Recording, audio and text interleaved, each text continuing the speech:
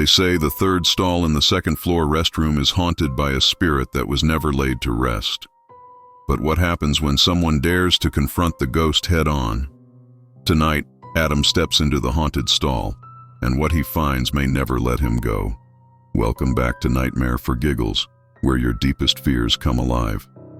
I am the Tales Keeper, your guide through the darkness that lurks in the halls of Westbrook High. In tonight's episode of Horror High School Nightmare Stories, Adam returns to face another terrifying mystery. This time, it's the haunted third stall, a place where a tragic past lingers and where the line between the living and the dead is razor thin. Before we dive in, remember, for the best audio experience, use headphones, close your eyes, and let the shadows pull you into the night. Now, let's step into the darkness together. The echoes of Adam's footsteps reverberated through the empty halls of Westbrook High as he made his way toward the second-floor restrooms. It had been a week since his encounter with the 13th classroom, and though he had survived, the experience had left him shaken. He couldn't erase the image of that twisted version of reality from his mind, nor the whispers that still seemed to linger at the edge of his consciousness. But Adam was nothing if not stubborn. If anything, the incident had only strengthened his resolve to uncover the truth behind the school's sinister reputation. He was convinced that there was a rational explanation for everything. There had to be. Today, his curiosity led him to the latest whispered rumor circulating among the students, the haunted third stall in the girls' restroom on the second floor.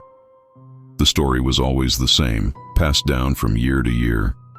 A girl named Emily had taken her own life in that stall years ago, and ever since, strange things had been happening, lights flickering, toilets flushing on their own, and most disturbingly, the faint sound of crying that echoed through the restroom late at night. Some said that if you dared to enter the stall and close the door, you'd be able to see Emily's ghost, her eyes filled with sorrow and rage. Others claimed that those who did never came out the same. Adam wasn't one to believe in ghosts, but he couldn't ignore the pattern of strange occurrences that seemed to follow him since he started investigating the school's dark secrets. Maybe there was something more to these stories, something that could be explained if he just looked hard enough. The restroom door creaked as Adam pushed it open, the sound unnervingly loud in the otherwise silent hallway. He hesitated for a moment, taking in the sight of the dimly lit room. The fluorescent lights flickered overhead, casting a sickly yellow glow on the cracked tiles. The air was cold, colder than it should have been, and it carried a faint damp smell that made Adam wrinkle his nose. He stepped inside, his shoes scuffing against the tiles as he moved toward the row of stalls. The third stall was at the far end, just as the rumors had said. The door was closed, but there was nothing particularly ominous about it, just an old, worn-out stall door like any other. But as Adam stood there, staring at the door, he couldn't shake the feeling that something was watching him. The hairs on the back of his neck stood on end, and a chill ran down his spine. "Get a grip," he muttered to himself, shaking off the unease. He had come this far. There was no turning back now. He reached out and pushed open the door to the third stall. It swung inward with a creak, revealing a small, grimy space that looked no different from the other stalls. Adam's breath caught in his throat as he stepped inside, the door creaking shut behind him. He stood there for a moment, his heart pounding in his chest, waiting for something to happen. But the room remained silent, the only sound the faint hum of the lights overhead. Adam let out a breath he didn't realize he'd been holding. It was just another ghost story, nothing more. He was about to turn and leave when the lights flickered again, this time more violently, plunging the room into darkness for a brief moment. In that split second, Adam heard it, a soft, almost imperceptible sound. It was the sound of someone crying. His heart skipped a beat as the lights came back on, casting the room in a dim, flickering glow. The crying was faint, but it was there, echoing off the tiled walls. It was coming from the stall next to him, the fourth stall. Adam's rational mind fought against the rising tide of fear. It had to be the pipes, or maybe the wind creating an eerie sound. But as he listened, the crying grew louder, more desperate, and undeniably human. He swallowed hard, every instinct telling him to leave, to run as far away from this place as possible.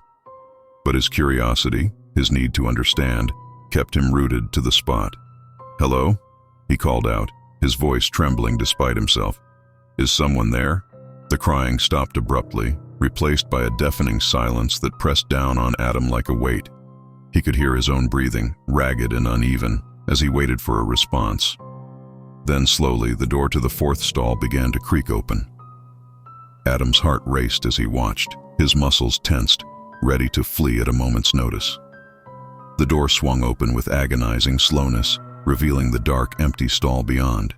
Empty, except for a small, crumpled piece of paper on the floor. Adam blinked, his fear momentarily giving way to confusion. He took a cautious step forward, peering into the stall. The paper looked old, yellowed with age, as if it had been there for years. He hesitated for a moment, then reached down and picked it up. The paper was cold to the touch, and as he unfolded it, he saw that it was a note, written in shaky, uneven handwriting. "I'm sorry. I didn't mean to do it. Please forgive me." The words sent a chill down Adam's spine. There was no name, no signature, but the note carried the weight of a deep, suffocating guilt. Before he could process what he had found, the lights flickered again, this time going out completely. Adam was plunged into darkness, and in that darkness, he heard it. The sound of footsteps, slow and deliberate, approaching from behind him. Panic surged through him as he spun around, his back pressed against the cold tile wall. The footsteps continued, drawing closer, until they stopped right in front of him. Adam could feel his heart pounding in his chest, his breath coming in short, shallow gasps. He couldn't see anything in the darkness, but he could feel a presence, something cold and malevolent, standing just inches away from him. The crying started again, but this time it was louder, more anguished, as if whoever was crying was right next to him. Adam's mind raced, trying to make sense of what was happening, but the terror was overwhelming. Then, a voice, soft, broken, whispered in his ear, "You shouldn't have come here." Adam's blood ran cold. He could feel the breath on his skin, the voice so close it sent shivers down his spine. He opened his mouth to speak, but no sound came out. The voice whispered again, more insistent this time. "You shouldn't have come here." Without thinking, Adam bolted. He shoved the stall door open and ran, his footsteps echoing off the walls as he fled the restroom. He didn't stop until he was back in the hallway, the fluorescent lights above him glaringly bright compared to the darkness he had just escaped. He leaned against the wall, gasping for breath, his mind spinning. What the hell had just happened? The crying, the footsteps, the voice. It couldn't be real. It had to be his imagination, his mind playing tricks on him in the dark. But as he looked down at his hand, he realized he was still holding the note. The paper was crumpled and worn, but the words were still clear. "I'm sorry. I didn't mean to do it. Please forgive me." Adam's hands trembled as he read the note again. The fear had begun to subside, replaced by a gnawing sense of unease. This wasn't just a ghost story. Something real had happened in that stall, something tragic. But before he could process it any further, the lights above him flickered once more, and the cold, oppressive feeling returned. Adam's breath caught in his throat as he turned to look back at the restroom.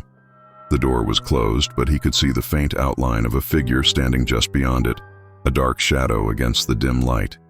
He didn't wait to see what it was. Without a second thought, he turned and ran, his footsteps echoing through the empty hallways as he fled the school. When he finally burst through the front doors and into the cool night air, he stopped, panting heavily, his heart racing. He looked back at the school, half expecting to see the shadowy figure following him, but there was nothing.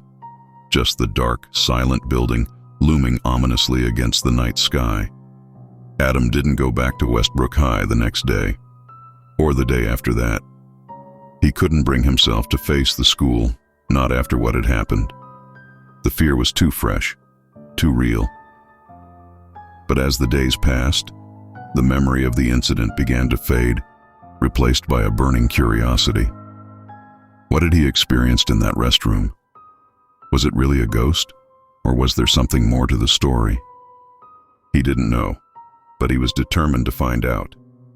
He had survived the 13th classroom and now the haunted stall, but there were still so many mysteries left to uncover, and as much as it terrified him, he knew he couldn't stop.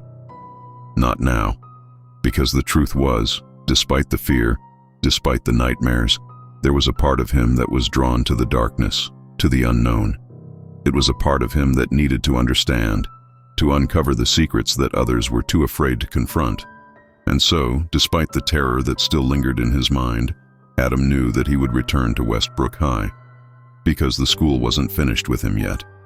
You've just faced another chilling tale with me, the Tales Keeper, here on Nightmare for Giggles. But remember, the haunted third stall is only one of many horrors hiding in the shadows of Westbrook High. Adam's journey is far from over, and more sinister secrets are waiting to be uncovered. If you're ready for the next nightmare, don't forget to subscribe and hit the notification bell. And until we meet again, keep your fears close, because in the dark, they're your only friends.